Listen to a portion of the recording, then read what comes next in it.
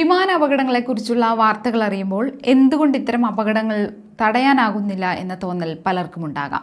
എന്തുകൊണ്ട് പാരച്യൂട്ട് നൽകിക്കൂടെ എന്ന സംശയവും എല്ലാവർക്കും പൊതുവെ ഉണ്ടാകാം.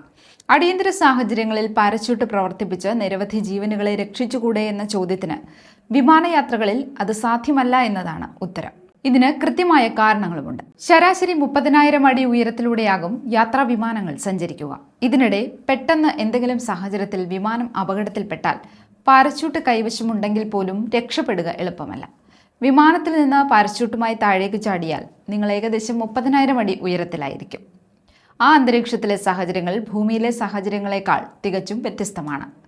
ആദ്യം നേരിടാൻ പോകുന്ന പ്രശ്നം അന്തരീക്ഷത്തിലെ ഓക്സിജന്റെ കുറവാണ്. അത്രയും ഉയരത്തിലെ നേർത്ത അന്തരീക്ഷത്തിൽ ഓക്സിജൻ കുറവായതിനാൽ 1 മിനിറ്റിനുള്ളിൽ തന്നെ നിങ്ങൾക്ക് ബോധക്ഷയമുണ്ടാകും.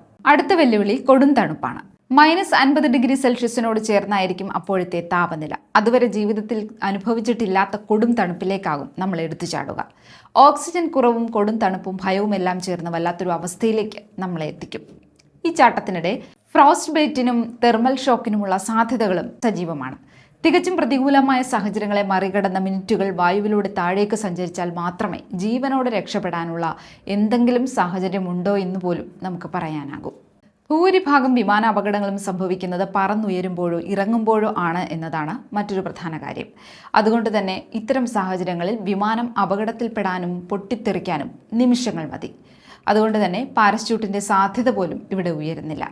ഇങ്ങനെ നിരവധി പ്രായോഗിക പ്രശ്നങ്ങൾ ഉള്ളതിനാലാണ് പാരച്യൂട്ടിനേക്കാൾ മറ്റ് സുരക്ഷാ സംവിധാനങ്ങൾക്ക് എയർലൈനുകൾ പ്രാധാന്യം നൽകുന്നത്.